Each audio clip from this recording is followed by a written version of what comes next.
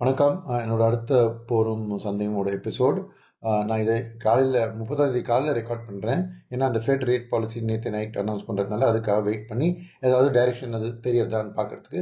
So அந்த policy பற்றி செப்பரேட்டாக ஒரு வீடியோ ரெக்கார்ட் பண்ணியிருக்கேன், நீங்கள் பார்த்துருப்பீங்கன்னு நம்புகிறேன். பட் டு சமரைஸ், அது வந்து ஒரு ஹாக்கிஷ் ஹோல்டு. ஃபெட் மெம்பர்ஸில் பார்த்தீங்கன்னா ஒருத்தர் தான் ஒரு ரேட் கட்டுக்கு புஷ் பண்ணார். மற்றவங்கெல்லாம் other language strong rate cut indicate பண்ணக்கூடாது, இல்லைன்னா இப்போதைக்கு ஹோல்டை வச்சுக்கலாம் தான் சொல்லியிருக்காங்க. ஸோ அது வந்து அதனால யூஎஸ் இன்ட்ரெஸ்ட் ரேட்ஸ் இன்னும் கொஞ்சம் ஏறிடுச்சு. பிகாஸ் ரேட் கட் இந்த வருஷம் இருக்கிற மாதிரி தெரியல.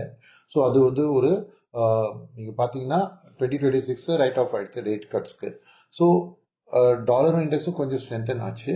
ஸோ நம்ம மார்க்கெட்டை பொறுத்த மட்டும் இந்த இம்பேக்டை பார்த்தீங்கன்னா டெஃபினட்டாக இந்த யூஎஸ் இன்ட்ரெஸ்ட் ரேட் ஆகி டாலர் ஸ்ட்ராங் ஆனால் அது வந்து எமர்ஜிங் மார்க்கெட் ஃப்ளோஸ்க்கு இட்ஸ் நாட் ஃபேவரபிள். நேற்று எஃப்ஐஐ ஃப்ளோஸ் டிஐ ஃப்ளோஸ் ரெண்டு பேருமே எஃப்ஐஎஸ் ஒரு 2000 கோடி விற்றாங்க, டிஐஎஸ் 2000 கோடி வாங்கினாங்க. அட்வான்ஸ் டிக்ளைன் ரேஷியோ பார்த்தீங்கன்னா ரஃப்லி 50-50 இருந்தது. பட் நேற்று மார்க்கெட்டில் என்ன நடந்ததுன்னா, நேற்று மார்னிங் அந்த யூஏஇ வந்து எக்ஸிட் பண்ணுறேன்னு சொன்னது ஒரு உற்சாகம் வந்தது. இதுக்கு மேலே ஆயிலில் செட்டில் ஆகுமோன்ட்டு. பட் ஆயில் வந்து அதை டிக்ளேர் பண்ணல. ஆயில் வேலை ஆக்சுவலாக ஏறிது. யூஏஇ டெசிஷனுக்கு அப்புறம் பார்த்தீங்கன்னா நேற்று 114 வரைக்கும் போயிட்டு நைட் 118-19 கூட டச் ஆச்சு. ஸோ இதுக்கு என்னன்னா, யூஏஇயோட டெசிஷன்னால மீடியம் டேர்மில் கொஞ்சம் ஆயில் ப்ரைஸ் இறங்குமே தவிர இமீடியட்டாக அந்த ஹார்மோன் ஸ்ட்ரெயிட் இஷ்யூலாம் சால்வ் ஆகுறதுல அண்ட் ஒப்பேக்கில் ஒரு டிவிஷன் வந்துடுச்சுன்னா எப்படி இதை மேனேஜ் பண்ணுவாங்க ஒரு நர்வஸ்னஸ்னால ஆயில் ஏறித்து. இப்போ நான் பார்க்குறேன் திருப்பி $111 இறங்கியிருக்கு. ஸோ அது ஒரு இனிஷியல் நர்வஸ் ரியாக்ஷன். பட் இந்த மிட் டே செல் ஆஃப் நடத்துக்கு காரணம் என்ன? இதில் பார்த்தீங்கன்னா மார்க்கெட் ஏறிட்டு அதுக்கப்புறம் லாஸ்ட் செஷனில் இறங்கிடுச்சு இல்லையா? ஸோ அது வந்து இந்த ஃபெட் ரிலேட்டட் நர்வஸ்னஸுக்கும் அப்புறம் இந்த ஆயில் வந்து ஏறினே இருந்ததுன்னு ஒரு பயம். ஸோ இன்னைக்கு சுச்சுவேஷன் பார்த்தீங்கன்னா நேற்று நல்ல பண்ண ஸ்டாக்ஸ் அண்ட் செக்டர்ஸ் பார்த்தீங்கன்னா இட் இஸ் ஆட்டோ, ஃபார்மா, அது மாதிரி ரியாலிட்டி இதெல்லாம் பண்ணிட்டு இன்னைக்கு. ஆனால் அந்த அளவுக்கு எனக்கு தெரிஞ்சு ஒரு ருப்பி வந்து 94.85 நேற்று தொட்டு கொடுத்து. ஸோ இப்போ ஓவர் நைட்டாக வந்து இந்த டாலர் கொஞ்சம் ஸ்ட்ரென்தன் ஆகி இன்ட்ரெஸ்ட் ரேட்ஸ் ரைஸ் ஆகிறதுனால இன்னைக்கு ருப்பி கொஞ்சம் ப்ரெஷரில் ஆகி ஒரு 95 தாண்டறதுக்கு கூட வாய்ப்பு இருக்கு. ரைட்டா? ஸோ அந்த ப்ரெஷர் பார்த்தீங்கன்னா என்னென்னு பார்த்தீங்கன்னா கொஞ்சம் எக்ஸ்போர்ட் ஓரியன்ட் கொஞ்சம் பாசிட்டிவாக இருக்கலாம். பட் ரேட் சென்சிட்டிவ்ஸ் இந்த ஆட்டோ ரியாலிட்டியெல்லாம் ஏறித்து பேங்க்ஸு இது மேலே கொஞ்சம் ப்ரெஷர் இருக்கலாம். ஸோ மார்க்கெட் ஓரளவுக்கு ஒரு கன்சல்டிங் ஃபேஸ் ஒன்று. மோர் இம்பார்ட்டன்ட் ஃபோக்கஸ் வந்து அர்னிங்ஸ் தான். ஏன்னா ஏதாவது ஒரு நல்ல கம்பெனி நல்லா அர்னிங்ஸ் கொடுத்ததுன்னா அதோட ஸ்டாக் நேச்சுரலாக ஏறுறது.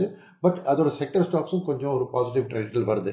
ஸோ அதனால பட் டிஐஎஸ் கிட்ட வந்து என்னன்னா இந்த செக்டர் ரொட்டேஷன் பண்ணுறாங்க. இது ஒன்று ஏறு அது வாங்குறதுன்னா வேற எதுவும் விற்கிறாங்க. அதனால தான் மார்க்கெட் வந்து ஒரு கிட்டத்தட்ட இந்த 0.5% 1% லெவலுக்குள்ளேயே மூவ் ஆகிட்டு இன்றைக்கும் அதே மாதிரி தான் எனக்கு தெரிஞ்சு இருக்கும். ஏன்னா நேற்றுக்கு தான் மேயோட செஷன் எஃப்என்டோ செஷன் ஆரம்பிச்சிருக்கு. ஸோ அந்த இதில் வந்து அதை எக்ஸ்டெண்ட் பண்ணியிருப்பாங்க. அவங்கெல்லாம் அவங்களோட shorts by and large FI ஷார்ட்ஸில் இருக்காங்க, ரீட்டெயிலெலாம் லாங்கில் இருக்காங்க இல்லையா?